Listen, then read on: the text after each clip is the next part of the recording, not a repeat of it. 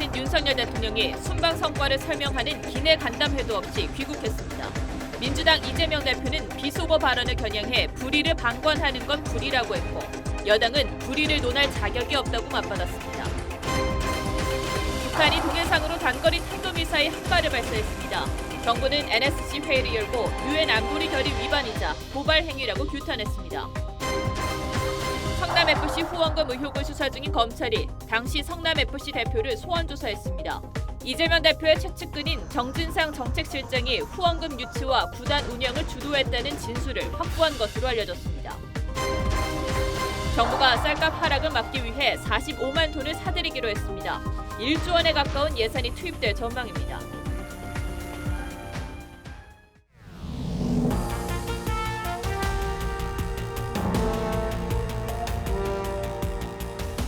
시청자 여러분 안녕하십니까. 뉴스7의 김명우입니다. 어젯밤 윤석열 대통령이 3개국 순방을 마치고 귀국했죠. 영국 방문과 뉴욕 유엔 총회 참석, 미국, 일본 정상과의 만남 등 굵직한 일정을 소화했지만 비속어 논란이 너무 컸습니다. 윤 대통령은 지난번 나토 정상회의 순방과 달리 성과를 설명하는 귀국길 기내 간담회를 하지 않았다고 합니다. 역시 비속어 논란을 의식했다는 해석이 나옵니다. 국민들은 순방 성과든 비속어 논란 관련 해명이나 사과든 대통령이 직접 하는 말을 듣고 싶어 할 겁니다. 내일 늘 하던 출근길 질의응답을 통해 들을 수 있을지도 모르겠습니다만 아직까진 반응이 없습니다. 순방을 동행 취재한 이채연 기자 리포트 먼저 전해드리고 잠시 뒤 스튜디오에서 조금 더 얘기 나눠보겠습니다. 공군 1호기가 서울공항에 도착할 무렵 윤석열 대통령이 기자석으로 내려와 인사를 건넵니다. 김건희 여사는 함께 오지 않았습니다. 윤 대통령은 웃음기 없는 표정으로 기자들과 일일이 악수했습니다. 대통령실 관계자는 빡빡한 일정에 필요한 기자들과 수행원을 위해 간담회 대신 간단한 인사로 대체했다고 설명했습니다. 하지만 한국으로 돌아오는 비행기 안에서 대통령이 순방 성과를 기자단에게 직접 설명하는 게 관례였다는 점에서 뉴욕 일정에서 불거진 비속어 논란을 의식해 생략한 게 아니냐는 해석이 나옵니다. 하지만 윤 대통령이 취임 이후 이어온 출근길 질의응답에서 순방 성과와 각종 논란에 대해 입장을 내놓을 가능성이 큽니다. 일각에서는 한일 약식회담, 한미 48초 회담과 관련해 협의 내용을 섣불리 발표해 논란을 만든 외교라인에 대한 책임을 물어야 한다는 지적도 나옵니다. 다만 대통령실 관계자는 바이든 대통령의 일정이 하루 줄어들면서 일정이 흔들렸다며 국익을 위해 힘든 일정을 소화했는데 외교 참사를 언급하는 자체가 상당히 유감스럽다고 했습니다. TV조선 이채연입니다. 윤 대통령의 귀국만을 기다렸다는 듯 더불어민주당은 외교 참사라며 공세 수위를 끌어올렸습니다. 이재명 대표도 가세해 윤 대통령의 비속어 논란의 해명을 두고 불의라고 직격했습니다. 국민의힘은 이 대표가 불의를 논할 자격이 없다면서 이 대표의 정계 은퇴 선언이냐며 비꼬았습니다. 한동안 이 논란으로 서로 물어뜯는 여야를 봐야 할 것 같습니다. 국회 상황은 황선영 기자가 전해드립니다. 민주당 이재명 대표의 페이스북입니다. 불의를 방관하는 건 불의다. 의를 위한다면 마땅히 행동해야 한다며 윤석열 대통령을 겨냥했습니다. 윤 대통령의 비속어 논란을 비판한 것으로 풀이되는데 박찬대 최고위원도 다 바이든 좋겠습니다라는 댓글을 달며 바이든이 아닌 날리면이라고 한 대통령실의 해명을 비꼬았습니다. 거짓말하는 걸 보고 이래서는 안 되겠구나, 정말 불의하구나라고 하는 판단이 있었고요. 국민의힘은 이 대표의 전과와 형수욕설과 같은 과거 논란을 소환해 맞받아쳤습니다.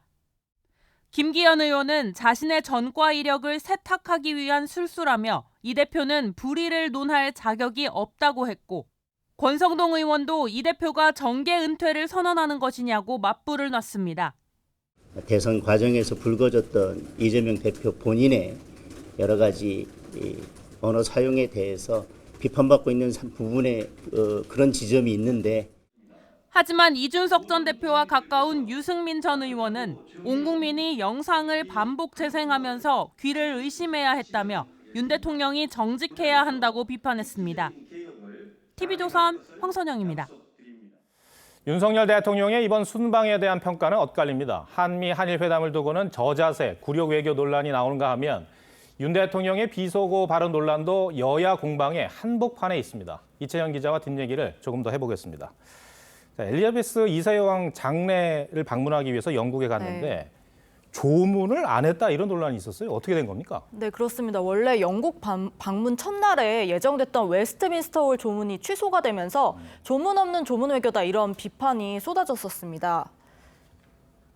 대통령실 해명은 교통 상황이 안 좋았다 이런 취지로 들리던데요. 네, 그렇습니다. 대충 반만 맞습니다. 18일 오후 찰스 3세 국왕 주최 리셉션 참석에 늦지 않게 하려고 이 영국 왕실이 윤 대통령을 포함해서 오후에 도착한 각국 정상들에게는 다음 날 조문록을 작성하면 어떻겠느냐 이런 요청이 있었고 그 왕실의 요청에 따른 일정 조정이었습니다.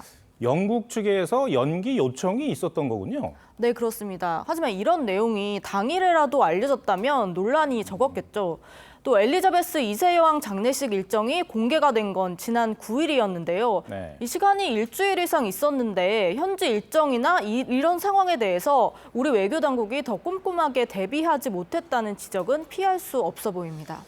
다음 순방지인 미국 뉴욕에서는 논란이 더 많았어요. 네, 그렇습니다. 윤 대통령은 취임 후 첫 번째 유엔 총회 연설을 하러 뉴욕에 방문했죠. 연설 내용은 골자가 이미 알려졌기 때문에 세간의 관심은 한일, 한미 정상회담이었습니다. 이미 개최한다고 미리 확정적으로 발표를 했었잖아요. 네, 그렇습니다. 정상회담이 보통 양국이 언제 발표할 거란 부분까지 각국 양국이 사전 합의를 한 뒤에서야 그때 동시에 공개를 하는 게 보통인데 지난 15일에 김태효 대통령실 안보실 1차장이 한미, 한일 정상회담을 하기로 합의해놓고 시간을 조율 중이다. 이렇게 발표해서 아주 큰 뉴스가 됐습니다. 기억이 납니다. 네, 한일 정상이 이번에는 또 흔쾌히 만나기로 했다. 이런 고위 관계자의 발언까지 나왔습니다. 네. 그런데 이루어지지 않은 거죠? 네, 그게 문제입니다. 물론 우리 정부는 두 만남 다 정상회담이다 이렇게 표현은 하고 있는데요. 내막을 보면 한일 정상은 30분 약식 회담에 그쳤고 그것도 우리가 기시다 일본 총리의 일정이 있는 그 장소로 찾아가서 만났고요. 한미 정상은 서서 3번 대화했습니다. 네. 근데 왜 이렇게 된 겁니까? 이 첫 번째 이유는 바이든 대통령의 갑작스러운 뉴욕 일정 단축으로 대부분 나라 정상과의 양자회담 일정들이 연쇄적으로 꼬였다. 이게 관계자들의 해명입니다. 실제로 미일 정상도 이번에는 몇 분간의 간담회에 그쳤습니다. 하지만 신중해야 할 한미, 특히 한일 회담에 대한 섣부른 합의 발표로 기대치를 높였던 데다 상대국의 반발을 산 점은 비판을 받아야 할 지점입니다. 물론 짧게나마 한일 정상이 처음 마주 앉아서 관계 개선에 물꼬를 트고 한미 정상 간 인플레이션 감축법 등 민감한 사안을 이야기했다는 부분은 물론 의미가 있습니다. 이 바이든 대통령과 대화했던 바로 그 장소에서 윤 대통령의 비속어 말을 하는 그 장면이 또 카메라에 잡혔잖아요. 네, 그렇습니다. 바이든 대통령 주최 글로벌 펀드 재정 공약 회의라는 행사인데요. 이게 당초 박진 외교부 장관이 참석하려 했었는데 이 행사에 윤 대통령이 직접 간 겁니다. 바이든 대통령과 대화를 하기 위해서였습니다. 이렇게 급히 변경해서 참석을 하다 보니까 윤 대통령 홀로 무대 위에서 바이든 대통령을 기다리고 있거나 행사장에서 다른 사람들과 뒤엉키기도 했습니다. 예. 의전 준비가 좀 미흡해 보이긴 하네요. 네, 그것도 하나의 문제로 보입니다. 네. 비속어 발언 역시 카메라가 눈앞에 있는 상황이었는데 윤 대통령과 참모진이 기자단이 들어와 있다는 사실도 인지하지 못한 게 아니냐 이런 이야기도 나오고 있습니다. 네, 이번 순방과 관련해서 참 여러 논란이 있었는데 윤석열 대통령이 과연 직접 언급을 할 것 같습니까? 네, 발언 의미를 두고 지금 계속 논란인 만큼 당사자인 윤 대통령이 직접 사과하는 방향을 포함해서 논의 중인 것으로 전해졌습니다. 예. 윤 대통령이 내일 출근길에 기자들의 질문을 받지 않아도 뉴스가 될 것 같고 또 어떤 말을 하느냐에 따라서도 또 큰 뉴스가 될 것 같네요. 네, 그렇습니다. 이채영 기자, 잘 들었습니다.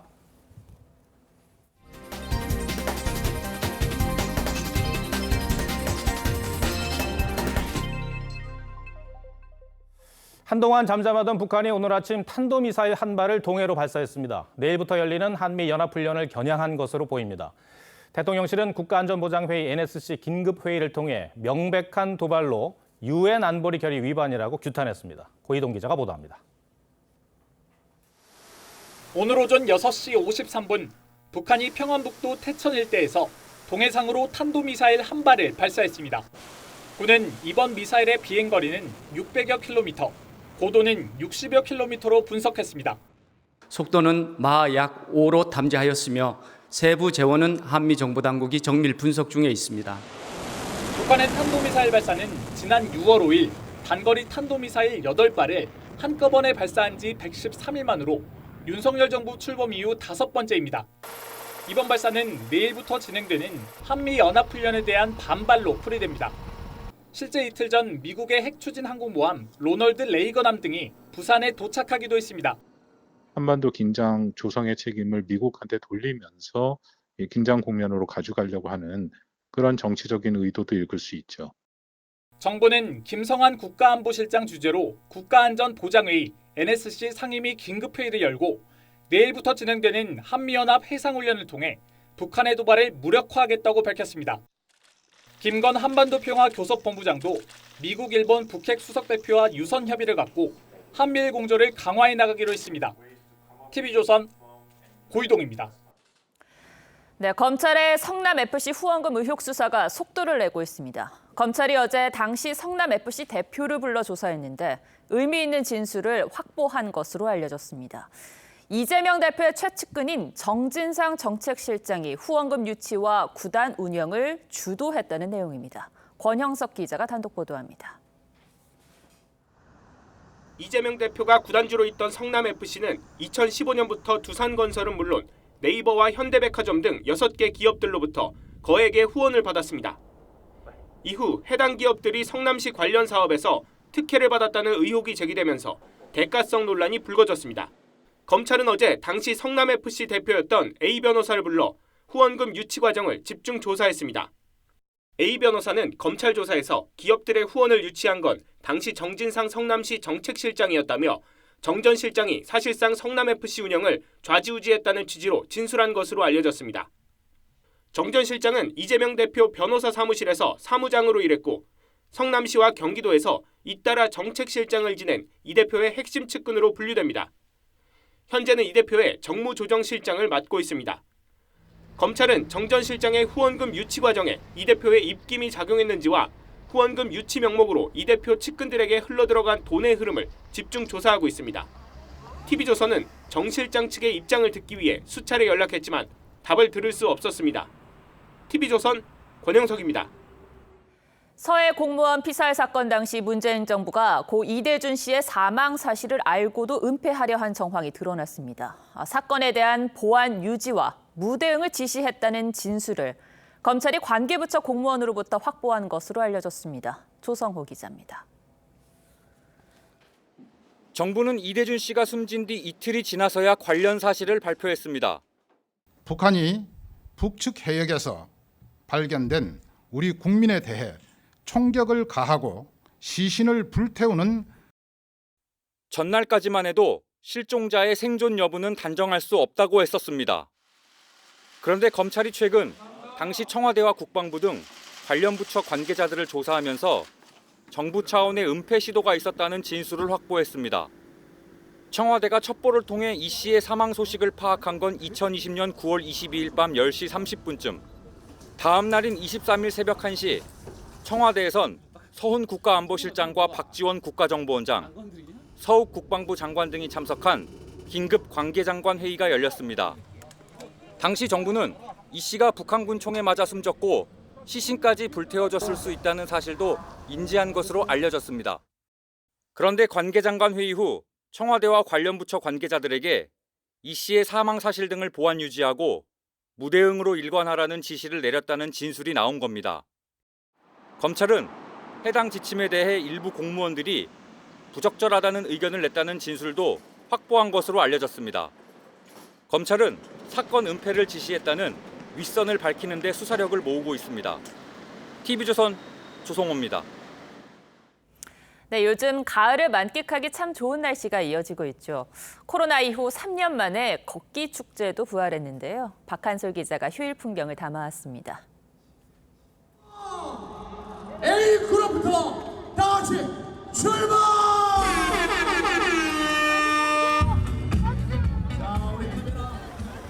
흥겨운 음악 소리와 함께 시민들이 힘찬 발걸음을 내딛습니다. 코로나 이후 3년 만에 재개되는 서울 걷자 페스티벌. 가을바람을 맞으며 차도를 걷는 시민들의 얼굴엔 미소가 가득했습니다.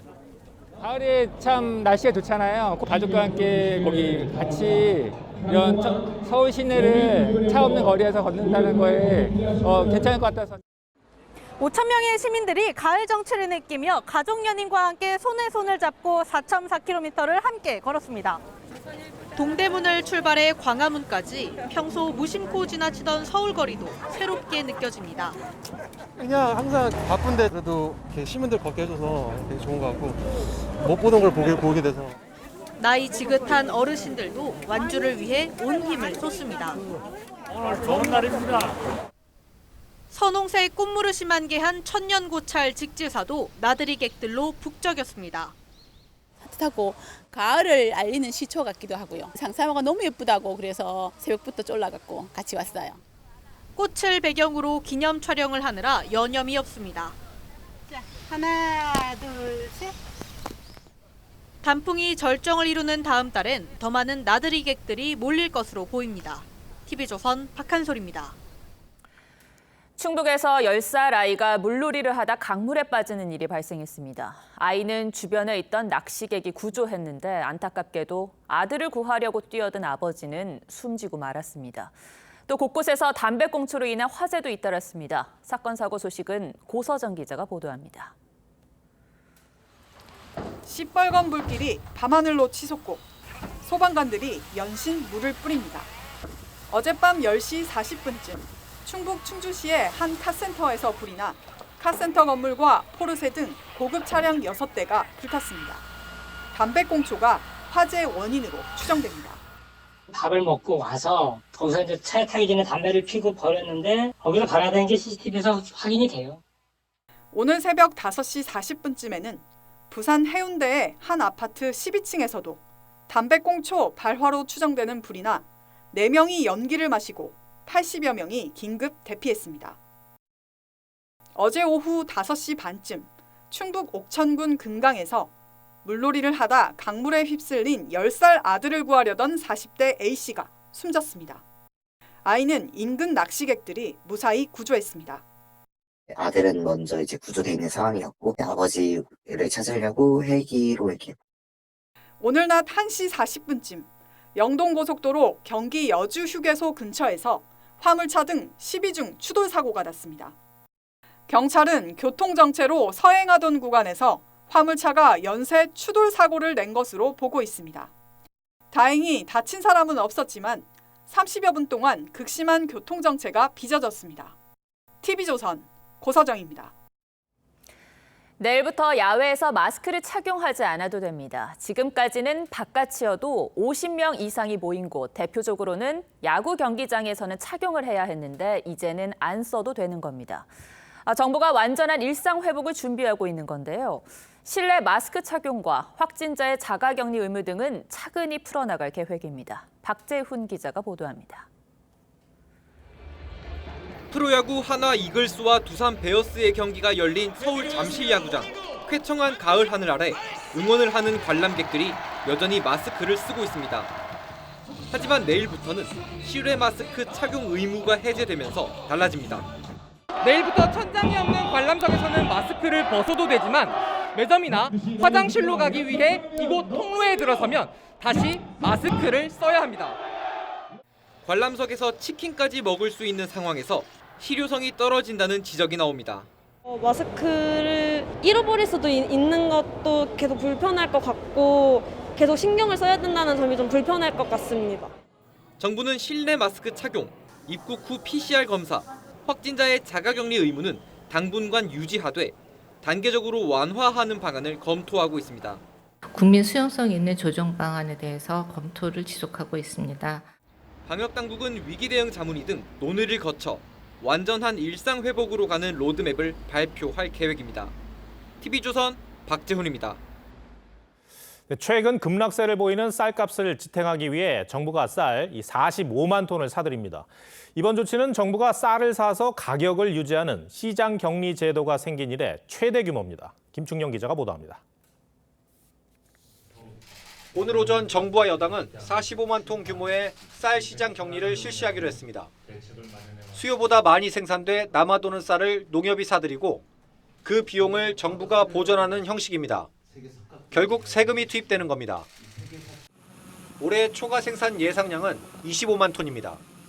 여기에 20만 톤을 추가로 매입해 작년 쌀까지 사들인다는 계획입니다. 가격 급락을 막는 수준을 넘어 끌어올리겠다는 취지입니다.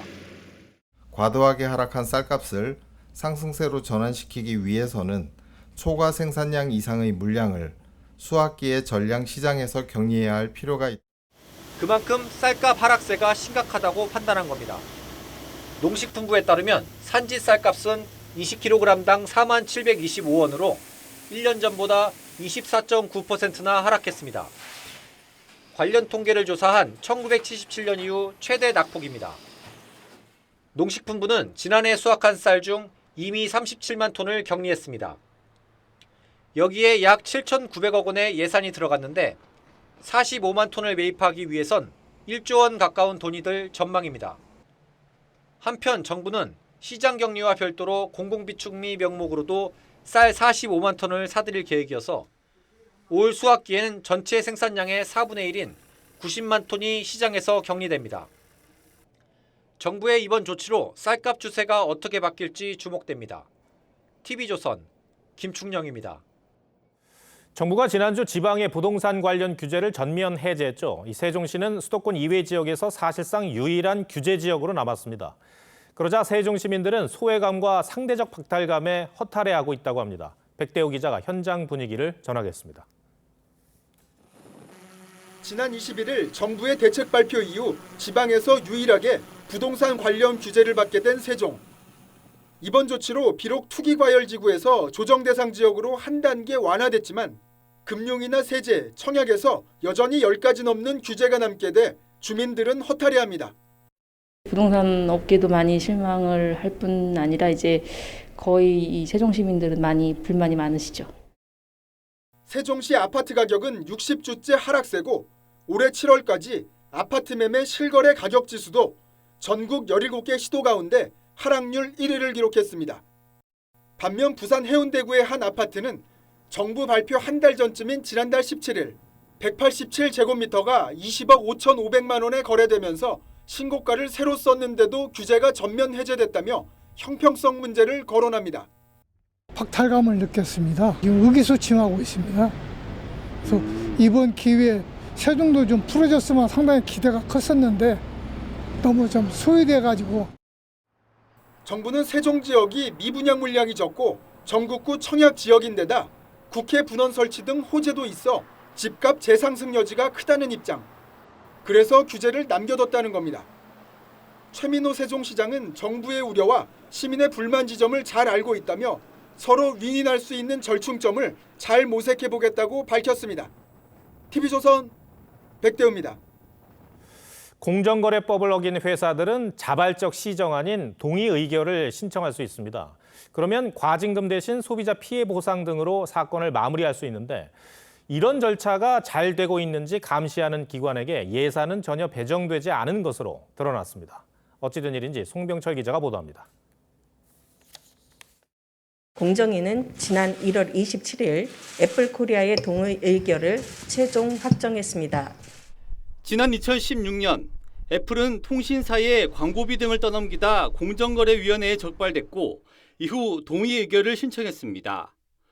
동의 의결은 법을 위반한 기업이 과징금 대신 피해 보상 등 자진 시정안을 마련해 공정위 승인을 얻으면 사건을 종결하는 제도입니다. 공정위는 지난해 5월 기업들이 동의 의결을 잘하고 있는지 감시하라고 한국소비자원을 지정했습니다. 이에 소비자원은 올해 관련 예산 5천만 원을 신청했지만 무산됐고 내년 예산은 신청조차 못했습니다. 결국 2년 동안 배정된 예산이 한 푼도 없습니다. 그때는 이제 더 우선순위에 있던 사업이 먼저 반영된 걸로 제가 알고 있고요. 소비자원 측은 정부 시행령 등 법적 근거가 올해 마련돼 이제 업무 준비에 들어갔다고 해명했습니다. 동의 의결이 막대한 과징금을 회피하는 면죄부처럼 활용된다는 지적까지 나오는 상황. 승인 이후에 잘 되고 있는 모니터를 강화해야 된다고 생각합니다. 동의 의결은 반드시 피해 구제를 명확하게 하는 거라고 생각합니다. 하지만 내년에도 예산과 인력 지원 없이 관련 업무를 담당해야 하는 실정입니다. TV조선 송병철입니다. 이란에서 20대 여성이 히잡을 쓰지 않았다는 이유로 경찰에 체포된 뒤 숨지는 일이 있었습니다. 이 죽음의 진상을 밝히려며 시작된 규탄 시위는 반정부 시위로 이어졌고 전역으로 확대되고 있습니다. 여기에 이란 정부가 무력 진압에 나서면서 적어도 35명이 숨졌습니다. 차정승 기자입니다. 시위대가 구호를 외치며 테헤란 거리를 행진합니다. 쓰레기통에서 연기가 뿜어져 나오자 시위 참가자들은 주권을 흔들며 환호합니다. 지난 16일 20대 여성이 히잡을 쓰지 않았다는 이유로 경찰에 잡혀갔다 숨진 사실이 알려진 후 시위는 들불처럼 일어나고 있습니다.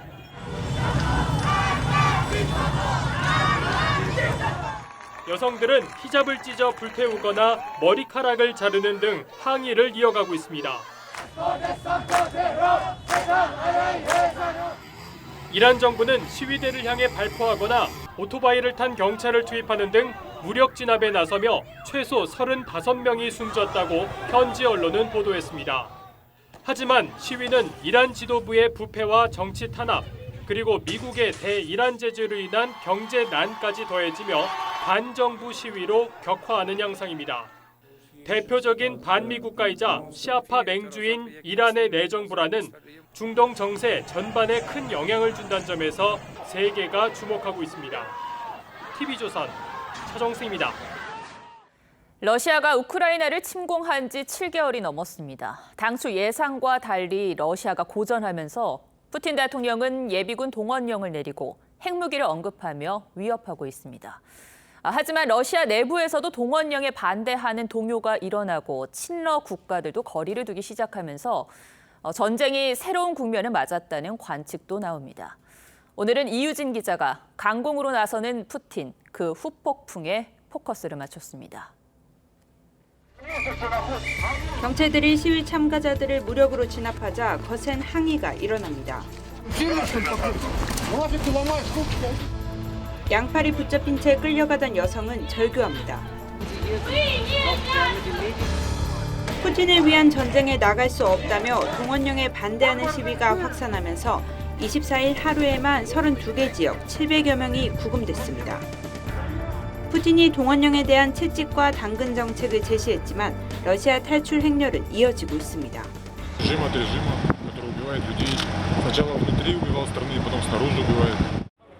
유럽연합이 밀려드는 망명자들의 대응책을 고심하고 있는 가운데 EU 상임의장은 이들을 받아들여야 한다는 입장을 밝혔습니다.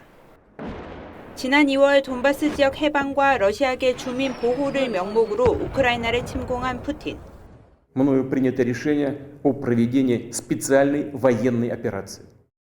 며칠 만에 승리할 거란 전망과 달리 우크라이나의 강한 반격에 수도 장악에 실패했고 7개월이 지난 지금은 오히려 수세에 몰린 형국입니다. 서방 국가는 물론 친러 국가들의 바뀐 분위기도 러시아에겐 부담입니다. 시진핑 중국 주석은 전쟁에 의문과 우려를 표했고 북한은 러시아와 무기 거래를 하지 않았다고 선을 그었습니다. 고립이 가속화될수록 러시아의 도발은 거세지는 양상입니다. 새 영토를 지키는 명분으로 또 핵무기 사용 가능성을 거론했습니다. И дополнительно может быть закреплена в Конституции Российской Федерации, безусловно, находится под полной защитой государства. 내년 국방비를 43% 증액하며 전쟁 장기화에도 대비하고 있습니다. 하지만 동원령 이후 극심한 민심 동요 속에 푸틴이 이 전쟁을 언제까지 끌고 갈 수 있을지. 뉴스7 포커스입니다. 지난 2월 베이징 올림픽 개막식에서 이 중국 내 56개 민족 중에서 조선족을 대표하는 의미로 한복을 입은 여성이 등장해 논란이 일었습니다. 당시 문재인 정부는 중국이 한복을 한국 것이라고 인정했다며 진화했었죠. 그런데 확인해보니 중국의 입장은 당시 정부가 설명한 내용과 달랐습니다. 김아림 기자의 단독 보도 전해드리고 뉴스야 이어가겠습니다. 지난 2월 베이징 올림픽 개막식. 한복을 입은 여성이 오성 홍기를 전달하는 소수민족 중 한 명으로 등장합니다. 한복이 중국 문화로 오해될 수 있다는 비판이 거세지자 정부는 뒤늦게 수습에 나섰습니다. 외교부는 중국 정부가 한복이 한국 고유 전통 문화라는 사실은 변함없을 거라 했다고 했고, 황희 당시 문체부 장관도 중국이 한복을 한국 것이라 인정해 따지기 애매했다고 했습니다. 하지만 외교부 확인 결과 당시 중국이 보낸 입장은 우리 측 주장과는 달랐습니다. 외교부는 중국 측이 외교 통로를 통해 중국 조선족과 한반도 양측은 복식 등 공통의 전통 문화를 가지고 있으며 한반도의 것이며 또한 중국 조선족의 것이라는 유사한 취지로 입장을 전했다고 설명했습니다. 한복이라는 단어 자체를 사용하지 않았고 중국 조선족의 복식이라는 취지의 기존 입장을 되풀이한 셈인데, 문재인 정부가 중국의 입장을 여론 무마용으로 짜깁기 한 게 아니냐는 지적이 불가피한 대목입니다. 동북공정에 관해서 국민들께서 오랜 시간 굉장히 스트레스를 받아오셨는데요. 대중 굴종 외교를 해온 것은 아닌지 명확히 밝히도록 하겠습니다.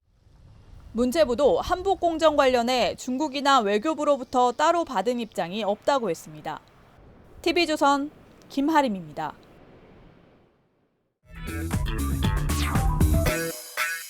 뉴스야 시작합니다. 정치부 권은영 기자 나와 있습니다. 첫 번째 물음표 볼까요? 네, 첫 번째 물음표는 이스타 승객 목숨 건 비행입니다. 네. 저희 TV조선이 연속 보도하고 있는 이스타 항공 채용 비리 의혹 사건이죠. 황당했던 게 파일럿을 뽑는데 어떻게 정치권의 입김이 작용할 수 있을까 이런 거였습니다. 더 심각한 거는 능력이 의심되는 지원자가 최종 합격까지 한 거 아니겠습니까?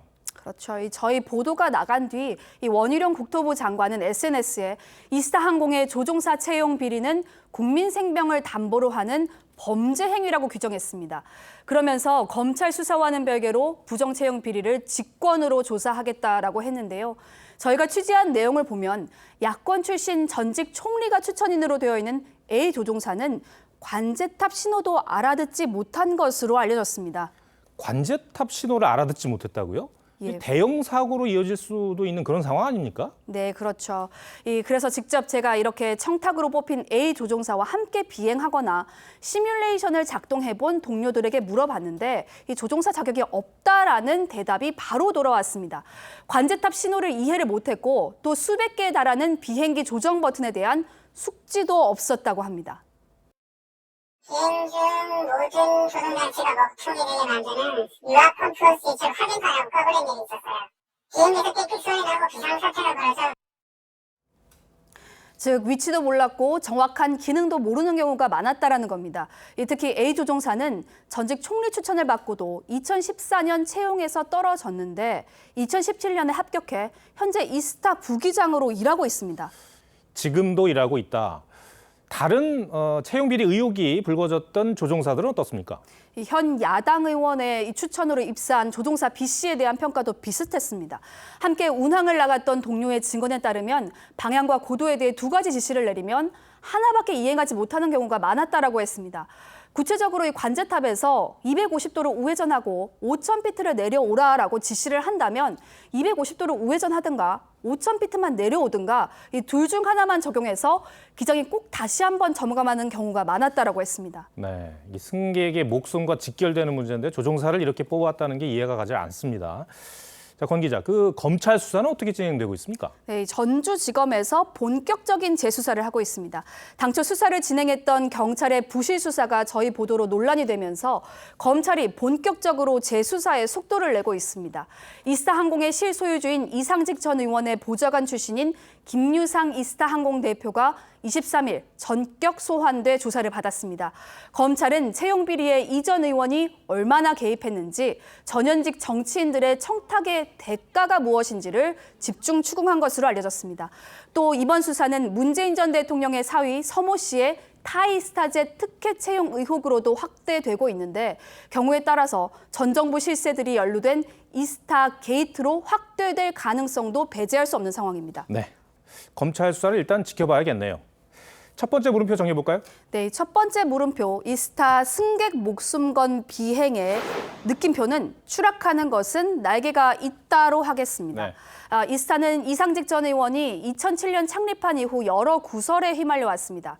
자본 잠식, 허위 회계, 민주당 대선 경선 선거인단 모집의 직원 동원, 채용 비리가 대표적입니다. 이 같은 여러 요소들 때문에 최근 국토부로부터 항공 운항 증명을 받지 못했습니다. 이스타 항공이 날개를 펴고 다시 날기 위해서 정치적 리스크를 깨끗하게 털어야 할 때입니다. 네. 두 번째 물음표는 뭡니까? 두 번째 물음표는 갑자기 조용해진 이준석 왜입니다. 윤석열 대통령 순방 기간 중에 논란이 꽤 있었는데 의외로 이준석 전 대표가 잠잠하네요. 네, 이 전 대표와 가까운 한 인사에게 물어봤는데요. 이 윤 대통령의 이 XX 발언으로 가장 상처를 많이 받은 사람이 이준석 전 대표인데 윤 대통령의 비속어 논란이 터지면서 이준석이 거짓말을 한 게 아니구나라고 알아주고 있다고 했습니다. 국민들이 윤 대통령의 어법이나 표현을 알게 됐는데 굳이 또 나설 필요가 없다는 의미로 보입니다. 실제 이 전 대표는 SNS 활동이 뜸한데요. 이 윤 대통령의 비속어 논란이 언론을 통해 알려진 게 22일 이른 아침이고 이 전 대표 SNS에 가장 최근 글이 22일 오전에 올라왔는데 이 내용은 눈 건강이 요즘 너무 안 좋아서 SNS를 자주 확인하고 있지 못하다라고 한 게 전부입니다. 네. 하여튼 이제 평소 이준석 전 대표가 했던 행동하고는 조금 다르긴 해요. 근데 다른 이유도 있을까요? 네. 28일 서울 남부지법에서 열리는 가처분에 집중하고 있는 점도 이유 중에 하나입니다. 이 대표가 신청한 5번의 가처분 신청 중에서 28일 일괄적으로 열리는 신문과 심리 대상은 모두 3가지입니다. 당헌 개정을 결정한 전국위원회 효력 정진 3차 가처분과 정진석 비상대책위원장의 직무집행 정지를 요청한 4차 가처분, 비대위원 6명의 직무집행 정지 가처분인 5차, 이렇게 3가지입니다. 여러 가지 심리가 한꺼번에 동시에 하루에 열리기 때문에 이 주호영 비대위 직무집행 정지 가처분이 인용된 1차 때 논리를 발전시키는 데 집중하고 있는 상황인 겁니다. 네. 지금 윤 대통령을 직접 공격하는 게 본인에게 유리할 게 없으니까 잠시 숨 고르게 하는 거는 아닐까요? 이 가처분이 열리는 28일 이 국민의힘 윤리위가 열리는 점도 감안했다는 평가입니다. 네. 윤리위는 추가 징계를 시작하는 이유로 이 전 대표가 당원, 당 소속 의원, 당 기구를 객관적 근거 없이 모욕하고 비난했고 이 법 위반 혐의 의혹이 있다라고 했습니다. 이 상황에서 윤리위원들을 자극하지 않겠다는 전략으로도 볼 수 있습니다. 네. 한마디로 이번 주 수요일 28일이 국민의힘이나 이준석 전 대표에게 한 운명의 날이 될 것 같은데 어떻게 전망합니까? 전망은 엇갈립니다. 네. 하지만 결과에 따라 한쪽은 타격이 불가피합니다. 법원이 만약 또 한 번 이 전 대표의 손을 들어준다면 주호영 원내대표 체제로 당이 운영될 수밖에 없고 조기 전당대회로 가자는 여론이 커질 수 있습니다. 하지만 반대로 법원이 국민의힘 손을 들어줄 경우 당장 윤리위에서 이 전 대표에 대한 추가 중징계가 예상됩니다. 하지만 이 전 대표가 항소하고 윤리위 징계에 대해서도 가처분 신청을 예고하고 있어서 이준석 전 대표를 둘러싼 법적 공방은 지루하게 이어질 가능성도 있습니다. 집권 여당의 혼란이 언제까지 이어질지 참 답답합니다. 두 번째 물음표도 정해볼까요? 네, 두 번째 물음표 갑자기 조용해진 이준석. 외의 느낌표는 정치는 정치로로 하겠습니다. 이달 초 6년 임기를 마친 김재형 전 대법관이 퇴임사에서 이런 말을 했습니다. 정치의 영역에서 해결하는 것이 바람직한 사안인데도 법원 문을 두드리는 경우가 많다. 그런 모든 문제를 사법부가 해결하려고 해서도 안 되고 할 수도 없다라고 했습니다. 지금 이 전 대표나 여당 측에 딱 어울리는 문장이 아닐까 합니다. 네, 권은영 기자 잘 들었습니다.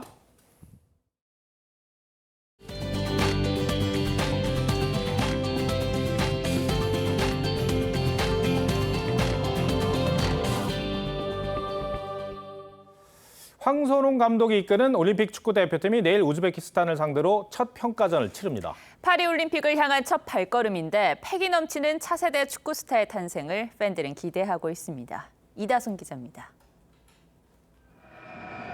올 시즌 K리그에서 11골을 터뜨린 오현규. 팀의 라이벌 매치에서도 멀티골을 터뜨리며 21살의 패기를 뽐냈습니다. 신장 168cm의 작은 체격으로 그라운드를 휘저으며 포항의 샛별로 떠오른 고영준까지 21세 이하 차세대 축구 스타 27명이 모두 황선홍호에 모였습니다. 2024년 파리올림픽을 향한 대망의 첫 발걸음. 우즈베키스탄과의 평가전을 앞둔 팀 분위기는 활력이 넘치다 못해 뜨겁습니다. 톡톡 튀는 발언들도 올림픽 대표팀만의 매력입니다. 골을 못 넣었다고 해서 제가 막 의기소침해하는 성격은 또 아니고 골을 넣는다면 감독 있게 달려가고 싶습니다. 2년 전부터 올림픽을 대비해 탄탄하게 팀을 다져온 우즈베키스탄. 지난 23일 대표팀과의 비공개 연습 경기에선 1대1 무승부로 맞섰습니다. 황선홍 감독은 주눅들지 않겠다는 각오입니다. 절대 주눅들거나 하면 안 된다고 생각합니다. 아주 당당하게 용맹하게 맞서 싸워야 된다고 생각합니다. 차세대 스타 탄생에 대한 기대가 모아지는 가운데 올림픽 대표팀과 우즈베키스탄의 평가전은 내일 저녁 8시 TV조선에서 만나볼 수 있습니다. TV조선 이다솜입니다.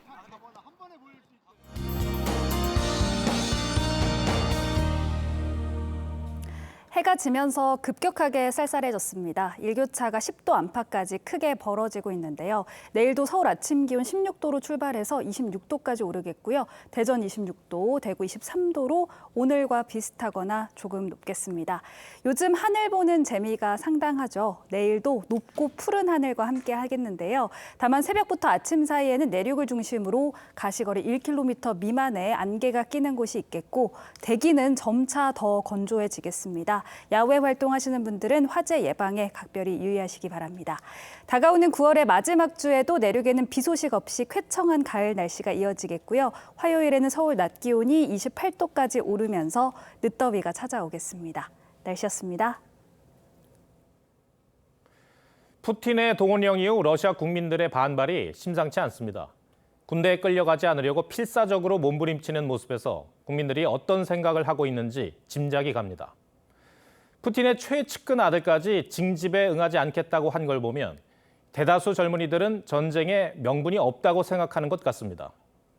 이 전쟁 7개월 동안 서방이 추측하는 러시아군 전사자만 5만 명이 넘습니다. 무엇을 위해 전쟁을 하는지도 모르겠는데 유족들 심정은 찢어지고 있을 겁니다. 러시아의 국가 이미지는 추락할 대로 추락했습니다. 전 세계가 고통과 불편을 겪고 지극히 소모적인 이 전쟁을 왜 끝내지 않는 걸까요? 한 나라의 지도자가 판단을 잘못하면 어떤 결과를 초래하는지 극명하게 보여주고 있습니다. 시청해주셔서 고맙습니다.